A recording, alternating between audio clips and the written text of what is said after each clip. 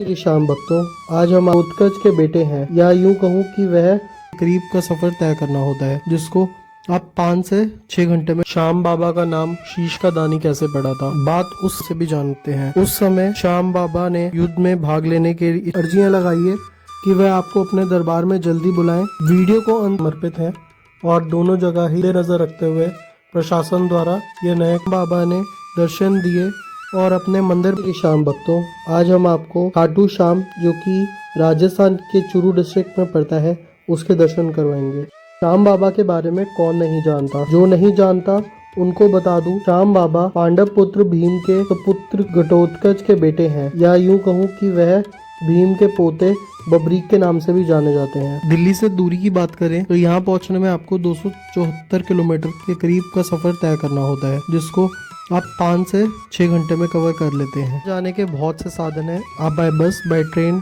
By car भी जा सकते हैं। आइए, जब तक हम श्याम बाबा के दरबार पहुंचते हैं, मैं उनसे हुई कुछ अनकही कही सुनी कहानियों के बारे में आपको बताता हूं और उनकी शक्ति और वरदान के बारे में भी आपको बताता हूं। उन्होंने भगवान शिव की तपस्या करके शिवजी जी से 3 अमेज्ञ प्रदान करे, तभी उनको 3 बाणधारी भी कहा जाता है। फिर उन्होंने माता आदि शक्ति से तपस्या करके असीमित शक्ति हासिल करी और इंद्र देवता से अपराजित दानिश का वरदान प्राप्त किया। देखते समय का पता ही नहीं चला, चल पड़े थे खाटू श्याम जी के दरबार की तरफ। रास्ते में हमें बहुत से निशान बेचने वालों की दुकानें दिखी। हम पहुंच गए श्याम बाबा के उस द्वार की तरफ जहां पर से पता चलता है हम श्याम बाबा के दरबार पहुंच ही गए हैं। आइए आप भी देखिए, कितना सुंदर और दिव्य द्वार है ये श्याम बाबा के धाम का।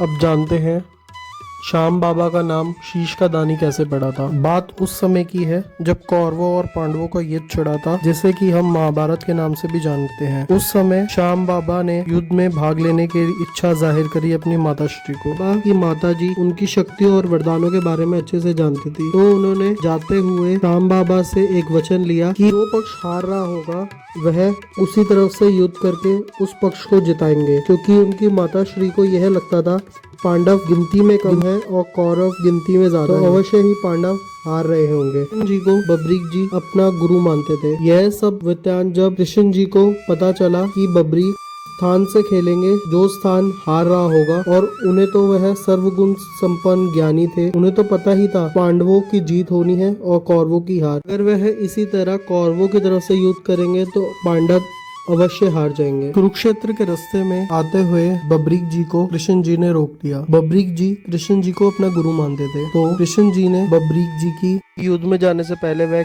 एक बाण द्वारा छेद कर दें, तो कृष्ण जी की आज्ञा पाकर बबरीक जी ने अपने बाण द्वारा सारे पत्तों में छेद कर दिया। एक पत्ता कृष्ण जी ने अपने पैर के नीचे दबा लिया था।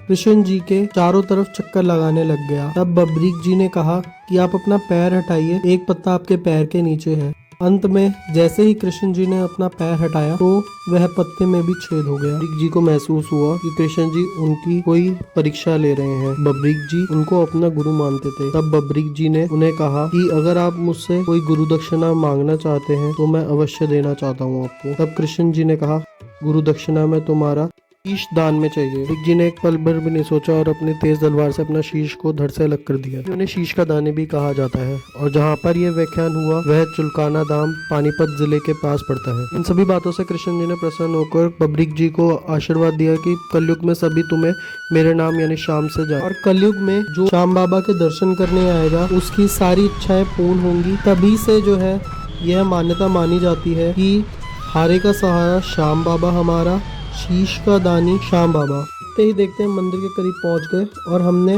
मंदिर के बाहर टीका भी लगवाया। वीडियो में आगे बढ़ते हुए मैं मंदिर से जुड़ी हुई कुछ विशेष बातों के बारे में आपको बताना चाहता हूं, और मंदिर की स्थापना कब हुई, श्याम बाबा का जन्मदिन किस दिन मनाया जाता है, इन सभी बातों के बारे में आपको मैं बताऊंगा। बात करते हैं श्याम बाबा का जन्मदिन किस दिन मनाया जाता है। माना जाता है कार्तिक पूर्णिमा की एकादशी को श्याम बाबा का शीश मिला था और उसी दिन उसको यहाँ पर स्थापित किया गया था। तभी से यह दिन श्याम बाबा के जन्मदिन के रूप में मनाया जाता है। अब बात करते हैं मंदिर के निर्माण की। मंदिर का निर्माण 1027 में किया गया था रूप सिंह चंदन द्वारा और उनकी पत्नी नर्मदा कुमारी द्वारा। पुनः इसका निर्माण 1720 में किया गया और समय रहते इसमें बदलाव और श्रद्धालुओं की बढ़ती हुई भीड़ को मद्देनज़र रखते हुए चेंजेस आज तक जारी हैं। आप जो देख रहे हैं मंदिर, ये यहाँ का करंट सिचुएशन का मंदिर है। आप भी दर्शन कीजिए श्याम बाबा के और उनसे अपनी अर्जियाँ लगाइए कि वह आपको अपने दरबार में जल्दी बुलाएं। वीडियो को अंत तक अवश्य देखें। मैं आपको श्याम बाबा कैसे मिले, कहाँ मिले और उनकी उपस्थिति कैसे मिली हुई, इन सभी के बारे में आपको बताऊंगा। तो दर्शन करके हम बाहर निकल आए और श्याम बाबा के कुंड की तरफ बढ़े, जहाँ पर श्याम बाबा का शीश मिला था। यह कुंड 2 हिस्सों में बनाया गया है। एक पौराणिक कुंड जिसके आप दर्शन अभी कर रहे हैं, यह पुराना कुंड है। यहीं पर बाबा का शीश मिला था। यहाँ पे जो पानी है यह अपने आप स्वयंभू आता है, मतलब ज़मीन से अपने आप प्रकट होता है। यहीं से यह पानी दूसरे कुंड की तरफ चला जाता है, जो कि अब नया बनाया गया है। श्याम बाबा को समर्पित है और दोनों जगह ही श्याम बाबा के कुंड का ही पानी आता है। धार्मिक पुराणों के अनुसार और समय रहते और श्रद्धालुओं की बढ़ती भीड़ को मद्देनज़र रखते हुए प्रशासन द्वारा यह नए कुंड का निर्माण करवाया गया था। आप भी दर्शन कीजिए श्याम बाबा के कुंड की और वीडियो में बने रहें। मैं आपको बताऊंगा कि श्याम बाबा कैसे उपस्थित हुए थे। पौराणिक कथाओं के अनुसार बबरीक जी का शीश सिक्कर के खाटू गांव में स्थित धरती के अंदर दबा हुआ मिला था। उस स्थान पर रोज एक गाय आकर अपना दूध गिरा जाती। दिन प्रतिदिन बीतते चले गए और वह गाय प्रतिदिन अपना दूध वहां पर गिराकर चली जाती। यह बात गांव वालों को काफ़ी चिंता में डाल रहा था। एक दिन गांव वालों ने एकत्र होकर उस जगह की खुदाई करवाई और खुदाई के दौरान वहां पर उन्हें शीश की प्राप्ति हुई, जो कि श्याम बाबा का था। और दूसरी तरफ खाटू के सरपंच रूप सिंह जी को सपने में आकर श्याम बाबा ने दर्शन दिए और अपने मंदिर बनाने के शीश की स्थापना करने की इच्छा जाहिर करी। खुदाई के दौरान जो गड्ढा किया गया था उसमें आज श्याम बाबा का श्याम कुंड के नाम से जानी जाती है।